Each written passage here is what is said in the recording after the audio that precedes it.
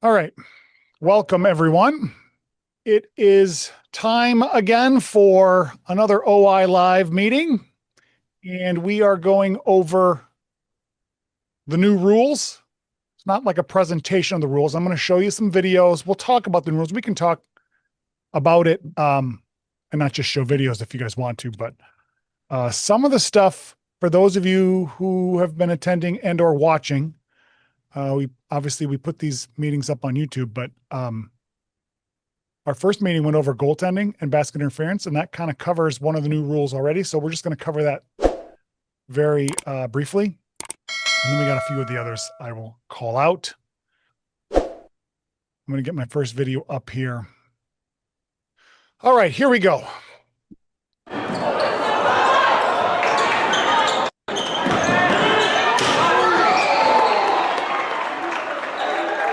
Okay. Did you guys hear that? Is your sound up? Could you hear that slap? It was so hard. It was a loud slap. Last year, what is this play? What do we do?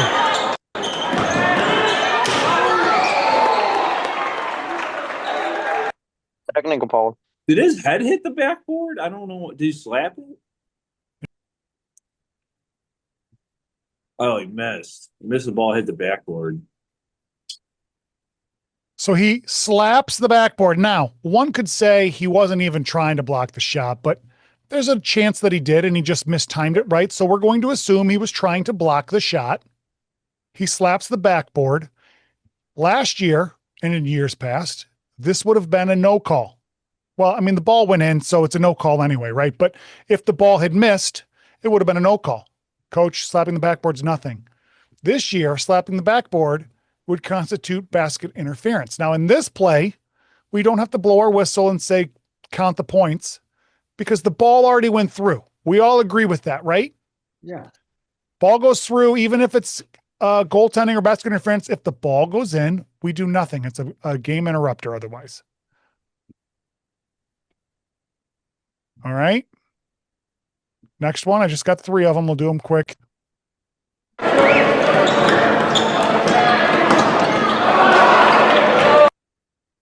All right. What about this one? Fast, and then I'll play it slow. What do you guys think?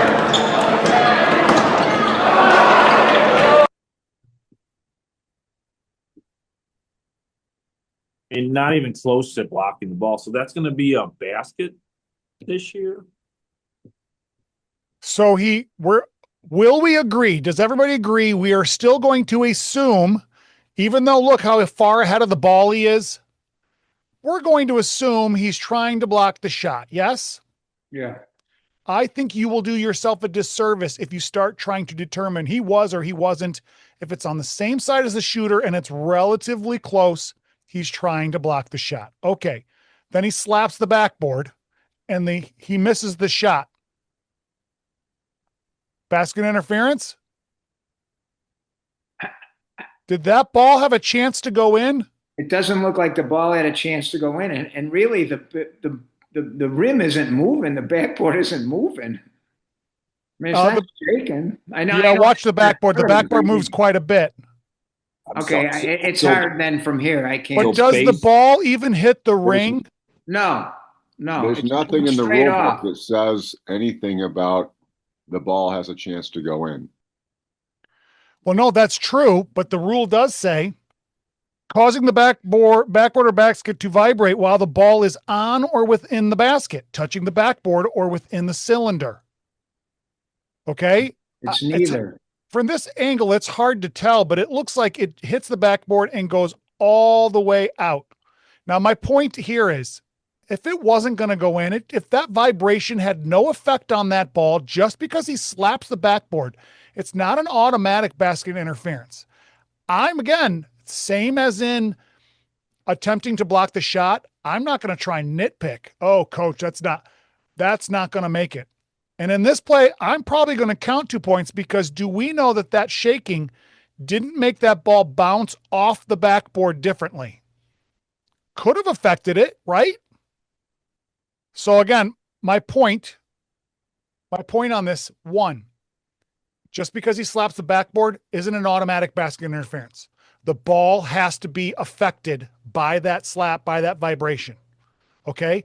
If there's some kind of contact, like in that play, it hit the backboard, even though it didn't hit the rim, you could make the argument that it was vibrating and hit the backboard, which altered its direction. Good. But if, let's say it's a shot and it goes over the basket, here's the backboard, and it goes over this way, that way, and it doesn't hit anything, that shouldn't be counted as 2 points because that had no effect. Does everybody understand what I'm saying? Yes. Okay. I understand what you're saying. I'm reading from page just inside the table of contents, and it says if it is in a scoring position, which if it's leaving his hand and it's above the rim, I mean, are we to be determining what is scoring position and what's not? Did the ball go in? Did you think it had a chance to go in? If it didn't have a chance to go in your judgment, it wasn't in a scoring position, was it? If you see that ball's going to fall short, is it in a scoring position? If you see that it's going to go long and over, is it in a scoring position? It is not in your judgment. I'm not, again, suggesting that we nitpick it. If it's close, count it, but it's not automatic. He slaps the backboard, bam, 2 points. Okay. Almost every time that the backboard is slapped, the ball is up on the rim or doing something. Almost all the time. So if you're going to count it, you're going to be good most of the time. I'm just saying there will be a time where the shot goes way short or long, or something's going to happen and it has no effect on that ball. Just know you're able to say, Coach, it didn't affect the ball not going in. 99% of the time, probably does. And if it doesn't affect it and you count it, most coaches are probably just going to say, okay, I just want you to be aware of the rule and how it can be applied or should be applied. Okay. Let's go to my last one. This one covers goaltending. How about if it's slapped on the other side of the backboard? Is that just a technical? If it's slapped on the other side, you can rule a technical foul. And someone told me, no, slapping is not a technical foul anymore. It's either basket interference or not. But no, one of the rule changes, they eliminated slapping the backboard from a player technical foul. But what they added was illegally contacting the backboard by placing a hand on the backboard or ring to gain an advantage. Slapping would be placing a hand on the backboard and making it vibrate to gain an advantage. So if you think they just slapped it to slap it, you could give them a technical foul. Okay. I would say it has to be pretty egregious. And to be honest, if you just count them, give them the 2 points, I think that's probably the path of least resistance and everyone will accept it. Right. Okay. But it's not out of our realm to assess. All right, here we go. Tyler back to Healy, 1:06 on the clock. Raiders trying to pass off it off to Burkhoff. Wide open underneath is Witcher. We're going to have a goaltend, I do believe. I'm going to play it fast again, and then I'm going to slow it down. What do you guys think on this play? Raiders trying to pass off it off to It's Burkhoff. close. Wide open underneath is Witcher. We're going to have a goaltend, I do believe. Did it touch the backboard? We agree this is a close play, isn't it? That's a close one. Yep. Yeah. I think it's a great call. I think it's a great call too. It hit the board and it definitely had a chance to go in. I mean, and actually it looks like, it's definitely on its upward motion, right? Well, now that it hit the backboard, it is no longer on its upward motion. No, but you're to assume that it's going up, and it's definitely over. Well, there are 4 things have to be met to be goaltending. One has to be a try for a goal, right?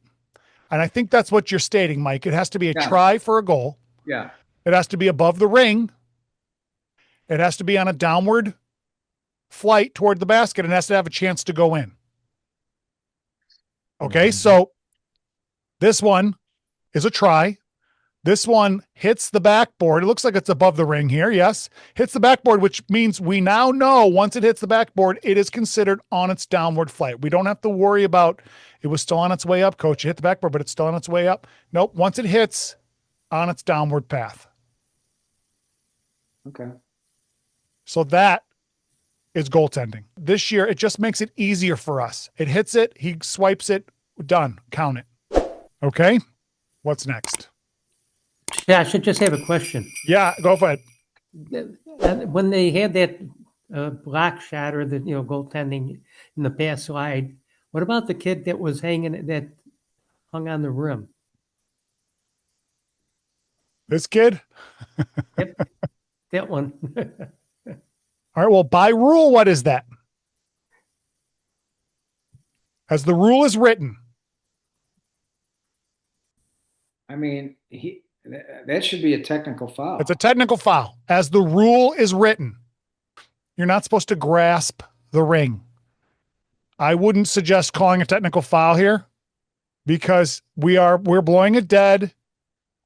This kid was maybe going up. He wanted to go up for something. Maybe he wasn't. He didn't really swing much. We're stopping play. Everyone knows what we're stopping play for. I'm passing on that. But by rule, that's a technical foul. I think if you call a technical foul on that, you're asking for trouble. Anyone else? I agree. That's trouble. I would say something like that has to be egregious. Yanks on the ring, does a monkey. I mean, then you might want to address it, but I think that's something we can leave alone. All right, let's go to throw-ins. There's a lot of changes that I don't have videos for, like they've now designated a player during a timeout is now considered bench personnel. And that just means if someone says something or does something that rises to the level of a technical foul, it now becomes bench personnel technical, which is an indirect to the head coach. All right. I don't have any videos to show or describe that. Hey, Josh, just clarify real quick on the timeout, bench personnel. They become bench personnel at the point in time that you signal the clock to start for the timeout. Okay. They're not considered bench personnel until you report the timeout to the table and say, start the clock. Correct. Once you do that, now they magically turn into bench personnel. So if you're saying, coach, you want a full or a 30, and the kid says, F you, ref, they're still considered a player at that point because you haven't reported that timeout. Even if the timer has started that timeout, because some of them like to start that time as soon as you blow your whistle and say, oh, we got a timeout over here. And then they start it. Even if they do that, it's not official until you tell them to start the timeout. Just a question. Yeah. When they finish this consider this all players bench personnel. What is the moment that finishes all players are bench personnel? Yep. So once the timeout is over and they come back onto the floor, I didn't get any direction on, hey, now they're on the floor, they're players again. I would assume once the ball is at the disposal of the thrower, now they're all considered players again. That's exact. As soon as the thrower or the free throw shooter has the disposal of the ball, then they're players. They're not bench personnel. And I think it's mainly that rule is to help clean up all the garbage that you might hear from a timeout, players spouting off, language or whatever. And that puts it on the coach to say, you've got to control your bench. And if they're over there, they're your bench. Yeah. All right. Good question. Thank you. Hands it off. Dupree. Down low, but it's off the foot of GT Pettigrew, called for a kick ball. So Macariola to inbound from the side.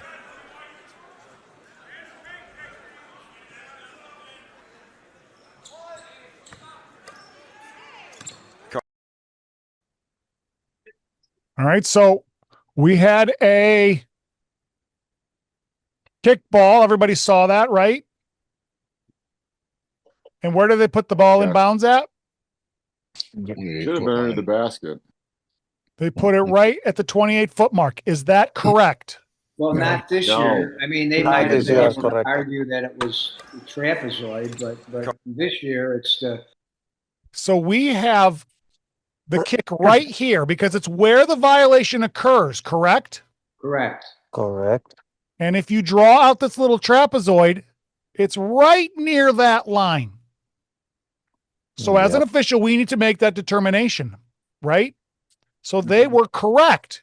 But this year they've gotten rid of that trapezoid and they've changed the rule to use the 3-point line. Now, anything inside that 3-point line goes to the end line for a throw-in. Right. If it's outside the 3-point line, it goes to the sideline. Everybody understands that, yes? Yes. Okay, good. So now this is a much easier to officiate where the throw-in goes because the kick clearly happens inside the 3-point line. Agreed? Agreed. Yep. Great. I really like this rule because now there's no more. You're still going to have a few where it's right on the line. You got to determine, is it above or beyond, but it's going to be way easier for us to determine end line or sideline.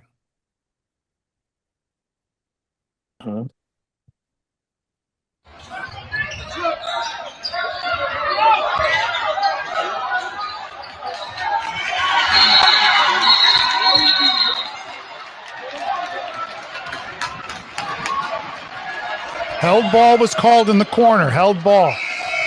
The worst spot. Let's see where they put the ball in for a throw-in. Looks like it's going to the end line. Is that correct? For this year, no. Last year, no, and this year, definitely no. Well, last year it could have possibly been, depending where in the corner that happened, right? Boy, But if we actually zoom into what happened here, yes, I'm backing up here. The held ball happened right near the sideline. It looks like the old way, it still would have been sideline, but the new way, we don't have to worry about that now, right? The new way, we say it is outside the 3-point line area. Therefore, it goes to the sideline. So we put it right there where the held ball occurred, correct? Correct. No. No, 28. No, 28 foot. 28 Correct. I'm trying to trick you, Mike. You took the bait. You tricked me. Well, the ball should go to the 28-foot mark on the sideline. AP arrow.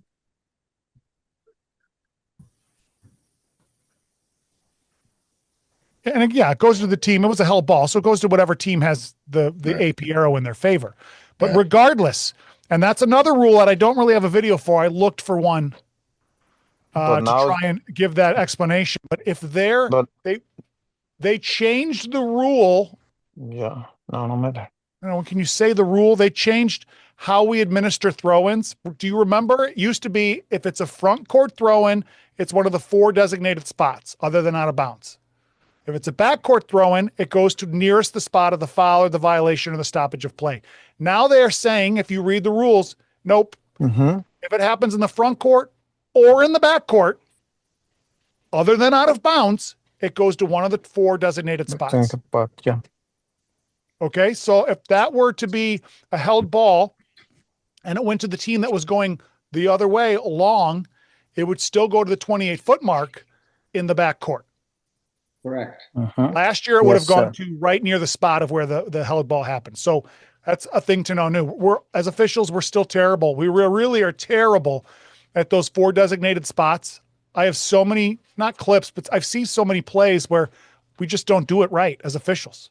And nobody says anything because nobody really cares, I don't think. But we should want to do it right. So we have to do a better job. So the 28-foot mark there, I was interrupted. Is that the correct call? 28-foot mark. Yeah, thank you. On the sideline that it happened. Thank you. Hey, Josh. Yes. No, Same for backcourt violations, correct? It just becomes the front court for the other team. Same thing, right? Well, a backcourt violation is still a designated spot throw-in. Right. But the backcourt violation would give the throw-in to the new team right in their front court. So they would be the 28-foot mark in their front court. Okay. Unless they took it inside the 3-point line. Then it would be underneath the basket. That's true. Yes. Okay, you're right. If it goes all the way inside the 3-point line and that's where the violation occurs, you're right. It would go to the 3-foot mark. Oh, but very often we put it in the backcourt, so that it's going to that front court X. It shouldn't be at the division line, or, that's where most backcourt violations happen. It shouldn't be right where the ball is touched. It should go to a designated spot. All right, let's watch this one. Last out of bounds throw in video.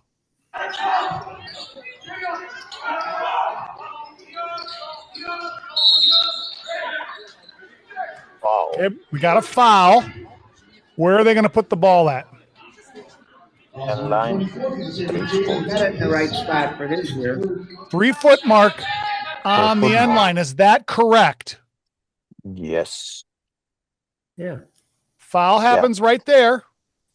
Yeah, for He's this year. inside the 3-point line. Yep. So it goes to the end line. And since it's a foul, we know that it's a designated spot throw in. I mean, last year they put now it. it's more easy. But whatever. Last year, where would they have put it? It should have been 28 for mark. Last year, it should have been on the sideline at the 28-foot mark, correct, because of that little trapezoid. But now, again, it's easy. It's easy for us to see he's inside, so end line. Do we like that rule change? I like that rule change. Oh, yeah, I love because it takes out all the guessing. Yeah, a lot less guessing. Gives the coaches less to argue with, that's for sure. Yeah, and we've said this in the past, but when in doubt, if you're not sure, take it to the end line, because most coaches and most teams, they have plays for the end line. There's not many sideline plays. They have some, but they'd much rather run a play on the end line. So if you're not sure, go to the end line. If you are sure, don't do it because they have more plays for the end line. If you know it's a sideline, then you go to the sideline. But if it's on that gray area and you're not sure if it's one way or the other, just take it to the end line. All right, what's next? Let me pull up my. I'm going to go to. There's another rule. I'm reading it. I'm trying to read it here. It's not a rule change. It is an editorial change. There were several editorial changes, and these typically go unnoticed, but it's important to note. 419.3C. Do we know what that is? I'm going to tell you. It's the intentional foul, the definition of the intentional foul. They have eliminated, and I've got both my rules books here, because if you get the rule book, it's not there anymore. Contact that is not a legitimate attempt to play the ball or player. That's all it says. But it used to continue saying specifically designed to stop the clock or keep it from starting. Then there was arguments or discussion about at the end of the quarter or game where players are intentionally fouling to stop the clock because they want to conserve time. Should that be an intentional foul? They are specifically designed to foul. And the NFHS has stated, no, that's not. Fouling at the end of the game is a legitimate strategy and should be allowed. You still call the foul, but as long as they make an attempt to play the ball, and we've been doing this for years as officials, but they've now just made it more concrete. Yeah. It also means, and I don't know if I haven't read my preseason guide, so I'm not sure if it's in there, but we talked about this at a meeting the other day. That also means we need to be cognizant of the time. Does the offense want the time to stop? If they don't, and they're making an effort to keep the ball moving and not get fouled, we shouldn't just get a foul because of a little touch because they wanted the foul. There's got to be a foul there. You can't just stop it in favor of the defense because that's what they want. We have to consider both sides. Does that make sense? Yes. I'm going to play a few that hopefully will give an example of this. Let's start with what an intentional foul should be.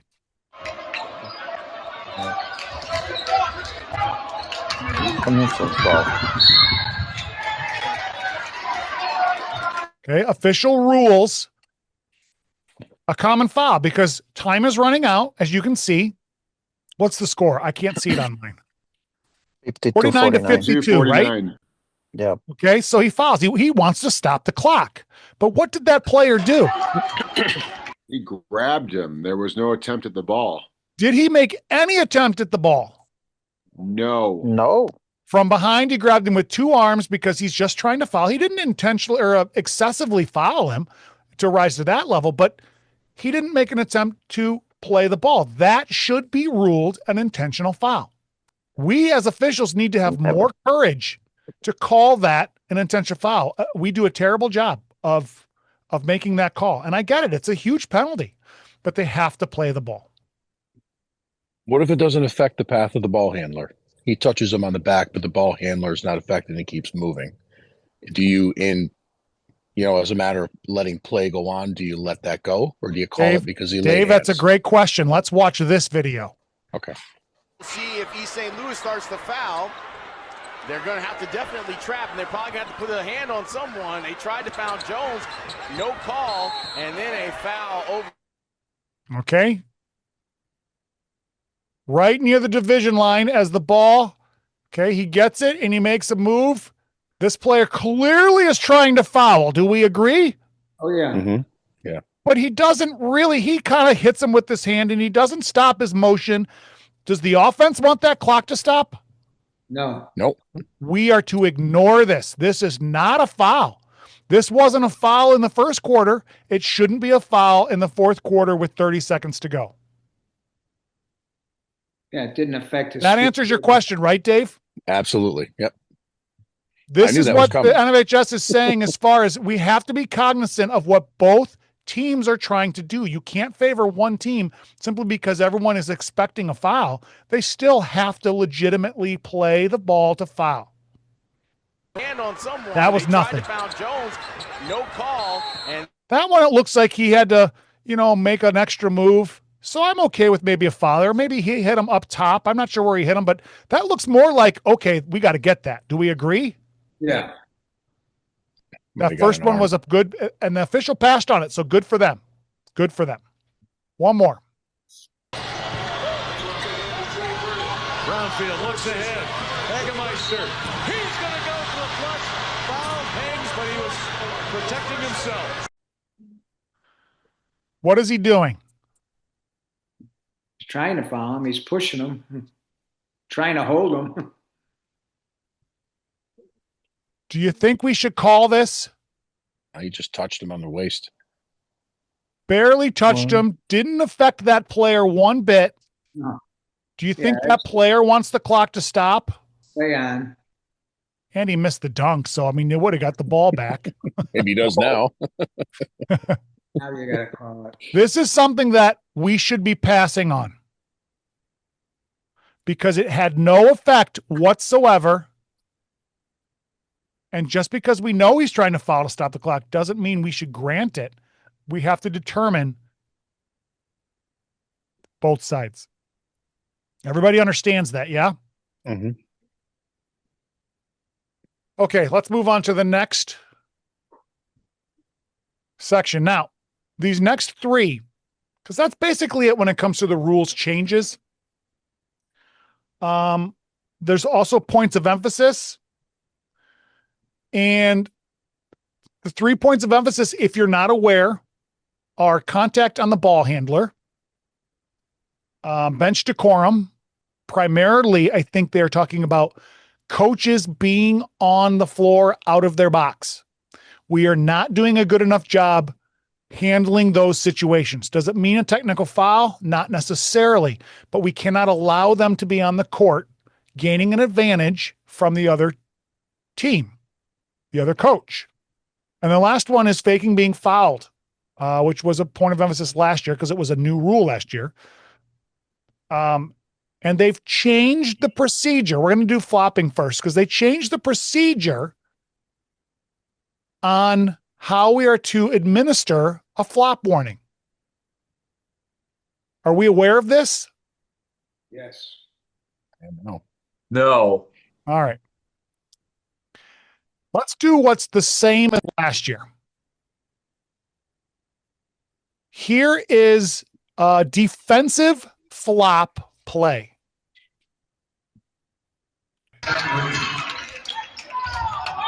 And I want you to see it actually. It just happened. It is at the elbow. And we're going long, but it's at the elbow, number 3 blue, and then the white player, I don't know his number, but that's who we're focusing on. All right, that was the act. Did you see the lead official?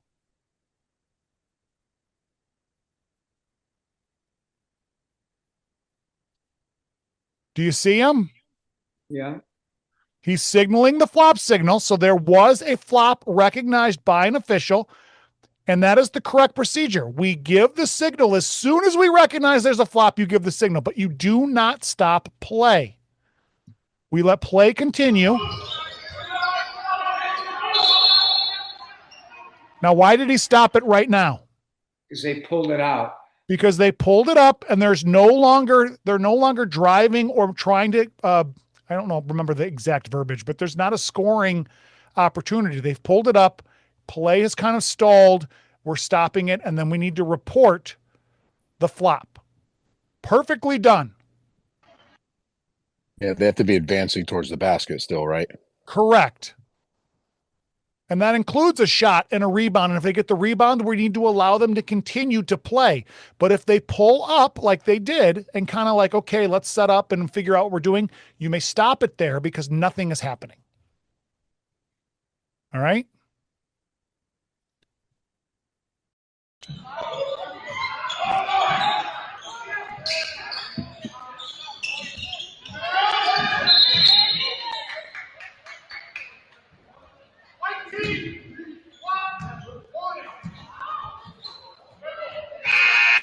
Okay.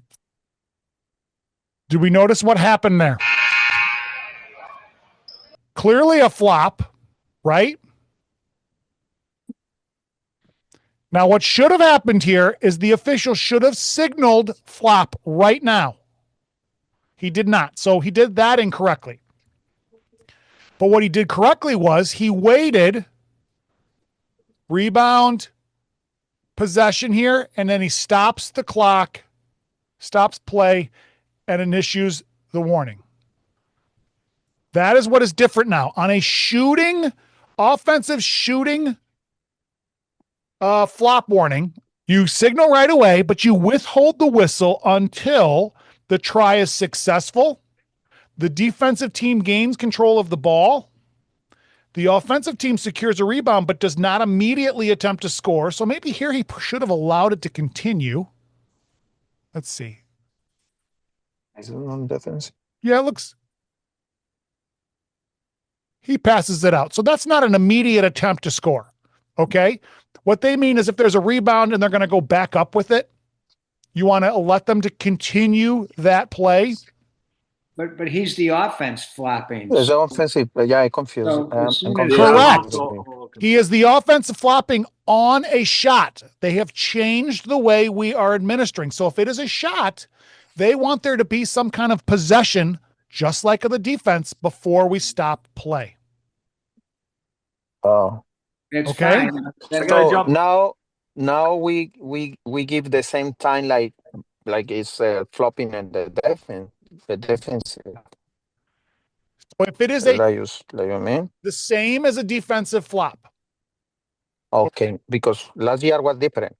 Last year was different, but now what they were trying to avoid is, well, the ball was in the air. When you stop the clock, we have to go to the arrow. It just changes. It makes things confusing.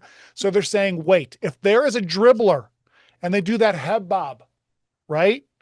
And they're dribbling, you're supposed to flop signal. You kill it right away with your whistle and flop because they have possession of the ball. But if they shoot the ball and the ball is now in the air, we are to wait with our whistle. But the signal is still. All I'm saying the is, whistle you're still going to signal as soon as you see the flop. You're still going to signal. Yeah. All I'm saying is, okay, on the shot, once either defense or offense retained possession and had control, you should blow your whistle and it should be a unless the offense gets possession and immediately tries to score again. They don't want to take away possession and I'm going to put it right back up again. They don't want to take that away. Okay. Immediate. And immediate is not I mean, they can have a dribble and a spin, but that's pretty immediate, but not a dish to someone else and then the shot. If they dish it out or they dribble out and then take a shot, that's not immediate. Okay. They're talking about that rebound and they put it right back up. Okay. Josh, let me jump in here. Are we going to one of the 4 marks then in the front court then? Once we kill it, offense grabs possession, they're not putting it up again? For sure. Right? Well, how do we resume play on a warning? Point. Is it ball intervention? Point of that hasn't changed from last year. When you have a warning, how do you resume play? Isn't it like a dead ball spot where you killed it and you? Someone said it. Point of interruption. Point of interruption. Okay, so point of interruption, wherever the ball is, whoever has it gets it back. And wherever they are, that's a stoppage of play. Wherever they are would go to one of the 4 designated spots. Right? So if they're inside the 3-point line, they go where? End line. 3-foot mark on the end line. If they're outside the 3-point arc, they go 28-foot mark on the sideline. Yep. All right, let me play another flop. Josh, what if your offensive flop is off ball on the shot? You have another offensive player that's flopping when the shot is. Well, that's a great question. I would assume it's the same because you get a guy. It says the rule book says a shooter simulate being fouled, but I have a feeling we're probably not going to see much flopping off ball on a shot. But if you do, I'm going to suggest you do it the same, because what they're trying to avoid is that point of interruption being with no team control, now having to go to the arrow. I think that was the purpose of that change. Okay. I know I've seen kids flop getting boxed out. Defense is boxing the kid out and he falls backwards trying to draw a foul while the shot's in the air. So that was why I asked the question. Right. What do you do when it's off ball? All right. Let's watch this play.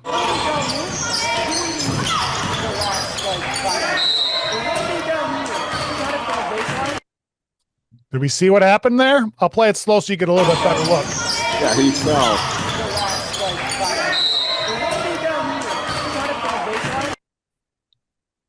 We've got contact here. Yes. Okay, hold on. What is the center doing? He's got a foul call. Center blew his whistle and is calling a foul. What is the lead doing? Calling a flop. The lead did not blow his whistle, but he is giving the flop signal as he's supposed to do when there's a defensive flop. But now the center had a whistle, a foul. So what do we do? How do we handle this? You wait to see if the coach has noticed. Flip the coin. Well, I got to go with the whistle at that point. That's exactly right. You have to go with the whistle. The center official determined that the contact that happened was illegal. And what does the flopping rule say? Essentially, there was no foul. The flopping rule says faking being fouled occurs when a player simulates being fouled or makes theatrical or exaggerated movements when there is no illegal contact. So if it's incidental and they flop, you get them. But if it's illegal and it's foul worthy, then it doesn't matter. Okay? So even though one official thought that the contact was not illegal, one official did. And that official wins. Just like when you have a block charge and your partner calls a block and you think it's a charge, you don't go in and say, we got to go blarge on this one because I have it different than you. No. Whoever blows their whistle and calls it, they get it. We agree with that? Yes. Okay, so if you've got someone flopping with no whistle and someone coming up with a whistle, foul wins every time. Okay, you don't need to go, and the coach is going to yell, he had a flop, he had a flop. You're right, coach. I thought it was a flop, but he thought it was illegal. So that's what we're going with. Okay. By rule, that's what we're going with. Well, if you want to go against that, then you're going to make yourself a long game. No, shouldn't you say that? That's by rule. Oh yeah, you could say that. I would just say, Coach, he has illegal contact. From my angle, it looked like it was incidental, but from his angle, he had a better angle, Coach. That's probably what I'm going to say. I'm going to try and prop my partner up so the coach believes my partner and not, well, just because he blew his whistle, we got to do what he says. You know what I mean? All right, so now we know if we've got two signals, a flop and a foul always wins. What do we do in this situation?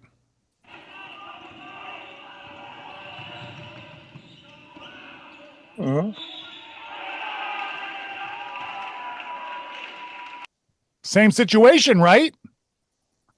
It is flop.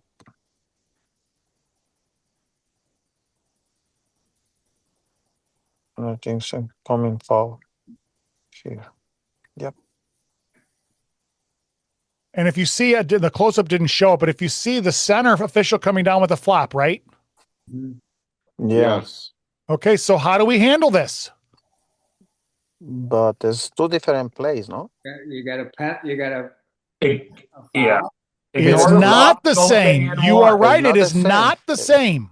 There's two different plays. Ignore the flop, go with the foul, correct? Where's the flop occur?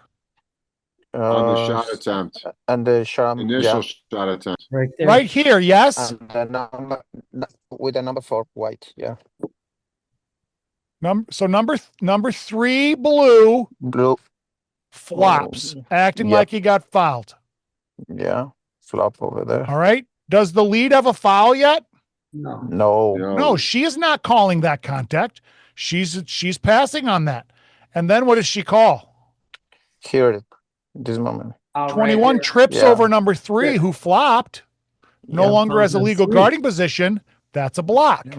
Yeah. Two separate plays. How do we handle this? First the warning and after the foul.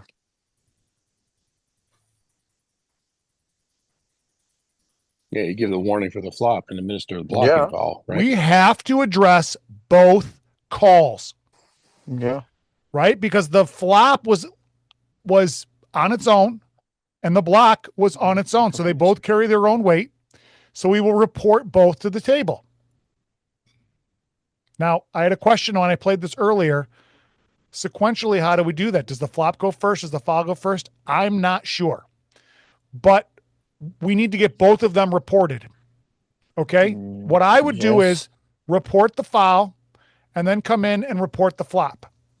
That's probably what I would do. You can do it the other way. That's fine. If the flop is a technical foul because it's the second time that it happened,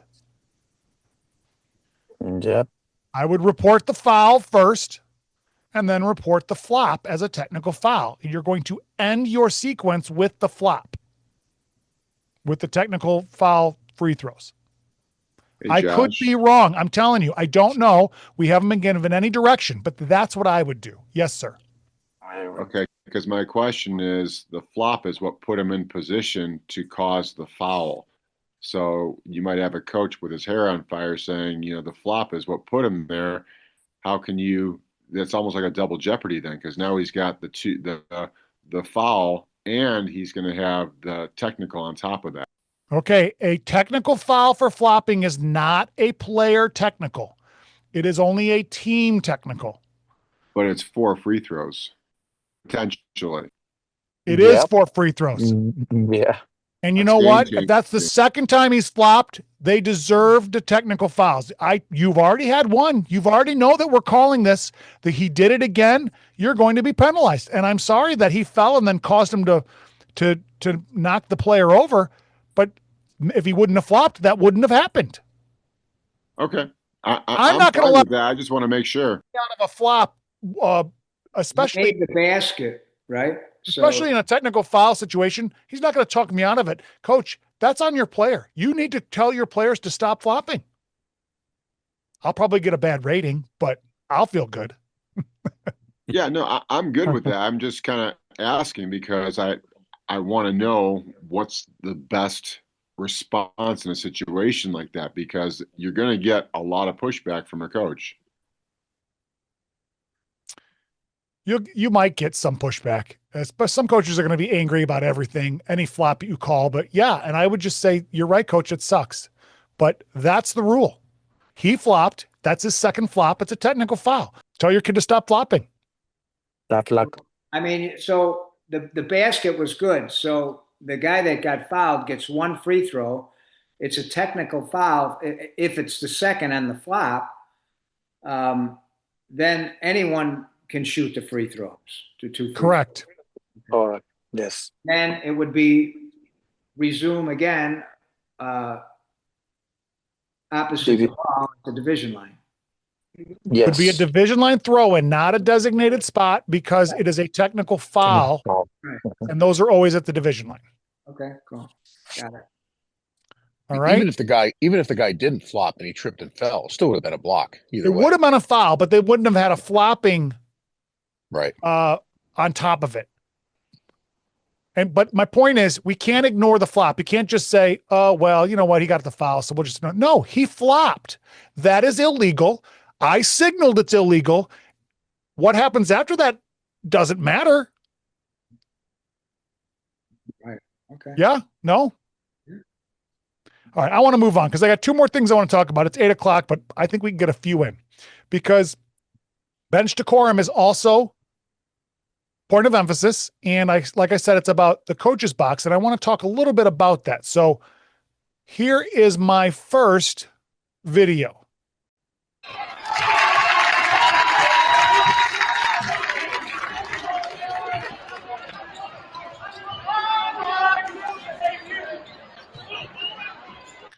All right.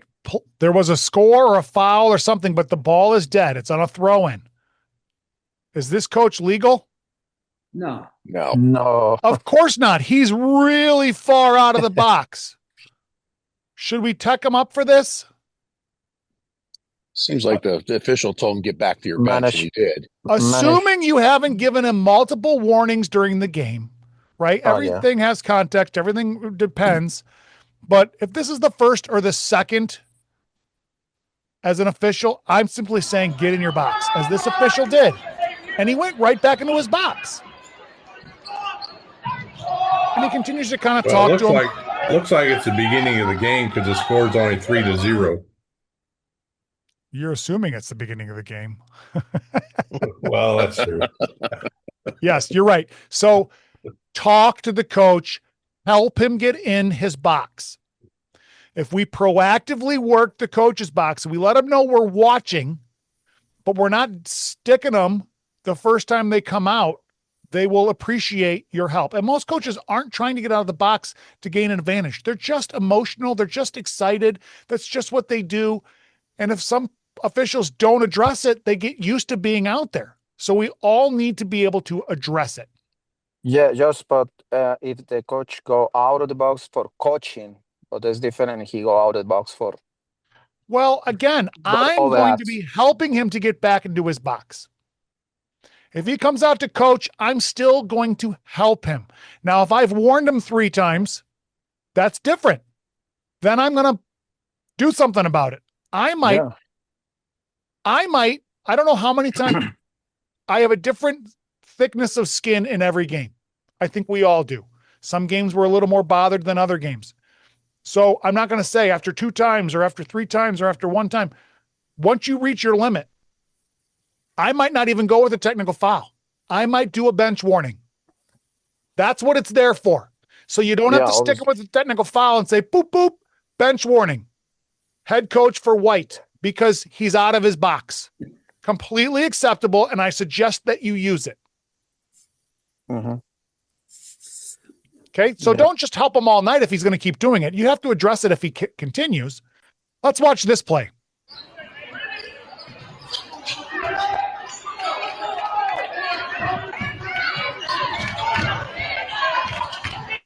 Okay, now not as bad as the other coach, but this coach starts to drift on the court while the ball is in his area.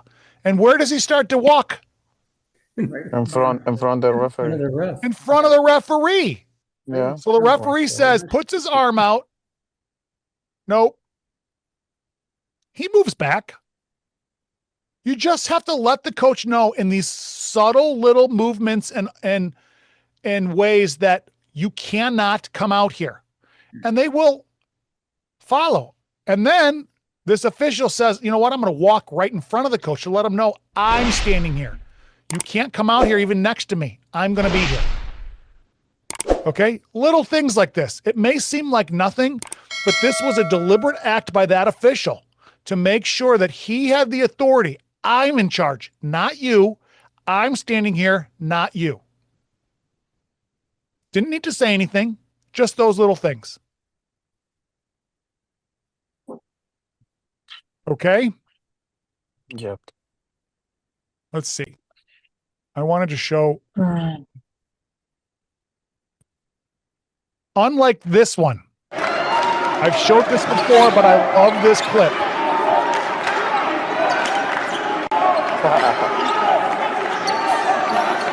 Come on.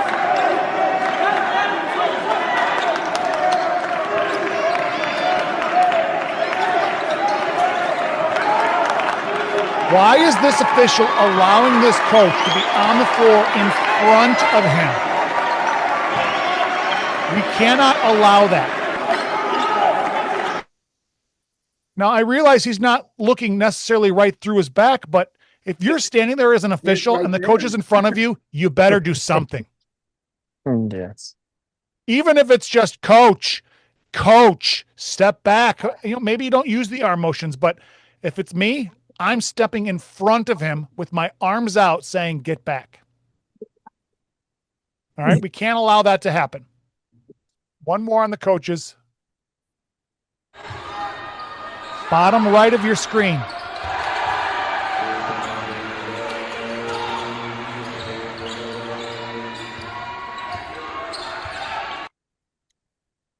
Is this something we need to address? Absolutely.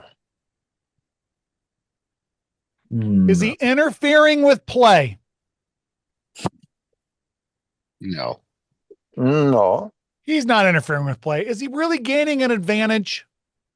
No. By being out here? No. No. Don't go looking for trouble.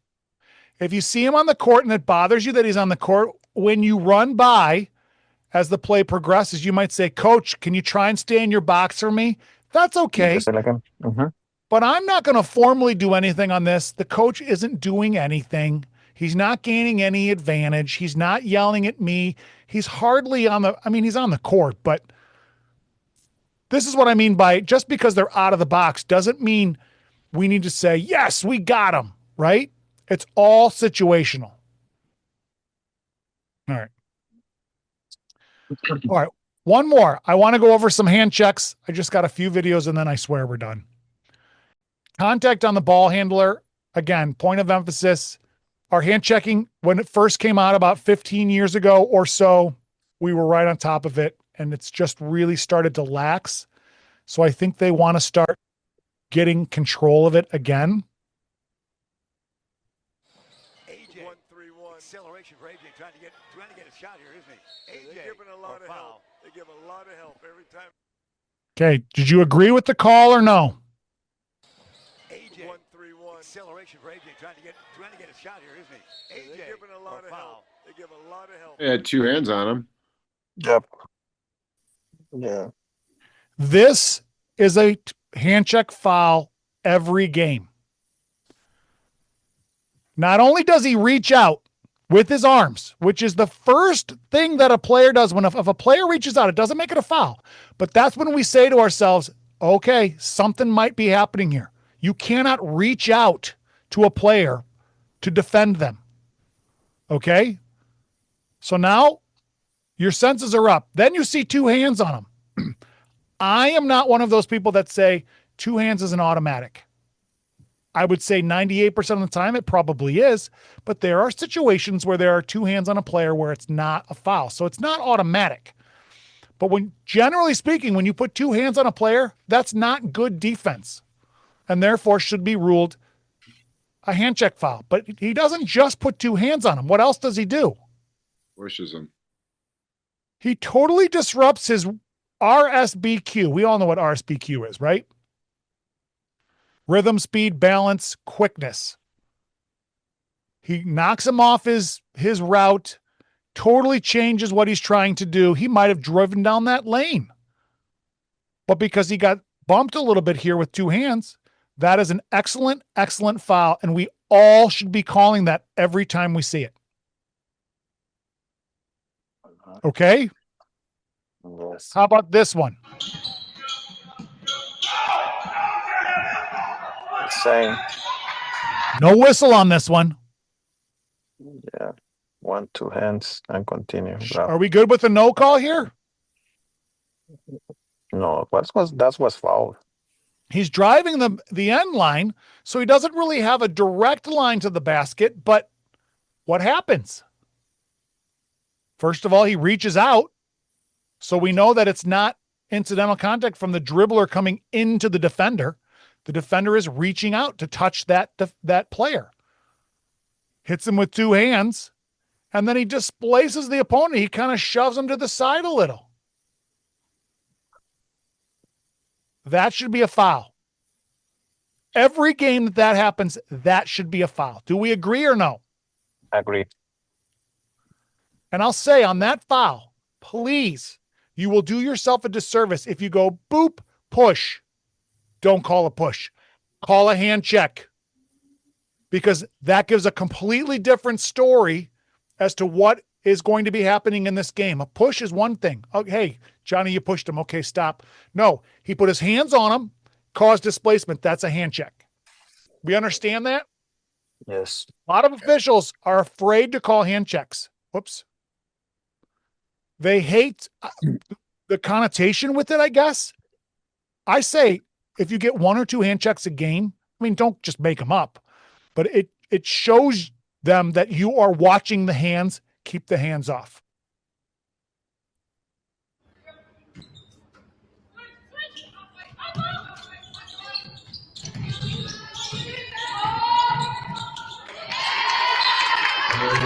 Okay, no whistle on this play. What do we think? I'll play it fast again quick.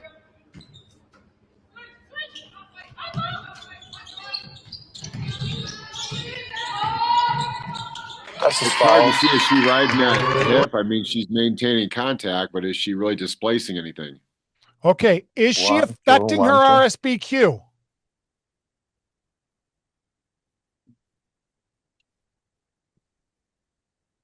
I don't think so.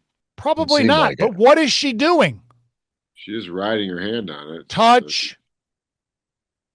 Still on there. Back on again. Touch. That's illegal. All time.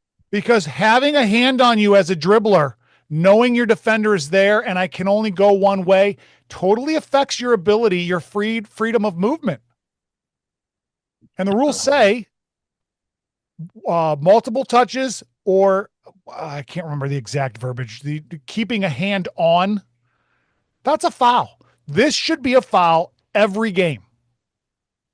Sticking your arms out, reaching out to keep your hands on a player is not acceptable. And we have to call these fouls. People say, oh, it's a game interrupter. Kind of, but if you get one or two of them, it'll stop. The point is, if you allow this, the next one's going to be worse. The next one's going to be worse. It doesn't make for a good game. Get rid of that out of your game.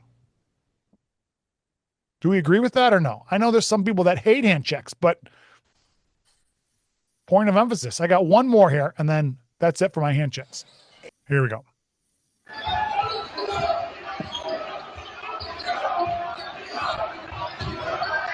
Wow. Fouled.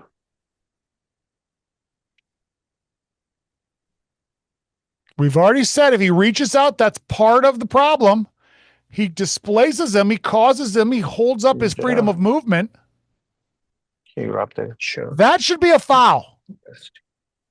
Now, someone would say, okay, but this is big boy basketball, and he just wants to drive and beat his defender. Okay, fine. But did he beat his defender, but what did he come into? Not really any advantage by letting him do that. All it does is say to the defender, you can keep touching your defender and keep him from trying to drive the lane. You already have teammates there to help out. You don't need to put your hands on him. I'm calling this a foul. Every time it's a foul. Well, I'm sure I missed plenty, but watching the clip, I'm calling this a foul. Anybody agree or disagree? I agree with that. Especially in plays when they put their hands on them and their body, contorts or moves or it holds them up, that's a foul. I can understand justifying it didn't do anything like in that girl's play. I could see a justification of she didn't do anything. Okay. But especially when there's some kind of holdback or pushback, we got to get that. Seems like the biggest issue with the hand checks is not calling them the first 3 quarters, and then the game gets close and you start calling them in the 4th quarter. And one team might be hand checking more than the other, and the coach is saying you didn't call it the rest of the game. Why are you doing it now? So I totally agree. You got to call them early in the game and establish it. So I would say yes. And psychologically as officials, we all have those kind of thoughts in our head, like, oh, and we've said it for years. I hate it that we've said it for years. In pre-games, hey, guys, if we don't have a hand check all game, let's not come up with one at the end of the game. That's bupkis. Maybe no hand check has happened all game, and then it happens at the end of the game. It means you're going to ignore a foul just because it hasn't happened all game. So I understand the point of the comment is if you're going to allow this in the first quarter, then we need to allow it in the 4th quarter. But it's not if you don't have a hand check, don't have a hand check. Sometimes just like, if you don't have an intentional foul all game, don't call one at the end of the game. Really? Does that match? It's the same, right? Just a different foul. I would say, generally speaking, if you don't have a hand check in the first half, you probably won't have one in the second half because they play like they should be playing. They've been coached not to do that. Doesn't mean it won't happen, but don't allow it in the first quarter. Get it. Maybe to a fault. I like to get a little hand check in the first half because again, it tells the coach, I'm watching. We're not doing that tonight. Do I allow some more hands than I should? Yes, I probably do because I'm also a believer in allowing kids to play, especially big boy basketball. They're physical. They don't care about as much contact. They want to get to the basket. They want to score. So it's that balance. Where do we find the foul as opposed to allowing them to play? We have to determine, and that's why we get paid money to officiate, what is the fairness of the rules and how they apply in that game. All right. How was that? Yeah. Did that cover the new rules good enough? I hope that covered the new rules enough to give you an idea of what we're looking at. And I know some of the new rules I just don't have videos for because it's too hard to, show examples of. But when we get out there, just remember these new little nuances can be big changes in the game. So, all right. So we did the new rules today. Next month, we are going to be going over backcourt violations. We haven't done this in a while. What constitutes backcourt, all the factors that fall into that, and maybe have a few weird plays that we can dissect, but hopefully you can make it next month. But obviously we always put it up on YouTube after. So if you can't, you can watch it later. Thanks for coming out, guys. I'm going to get back to my kids. Josh. Good night. Thanks, Josh. Thanks, Josh. guys. Good job.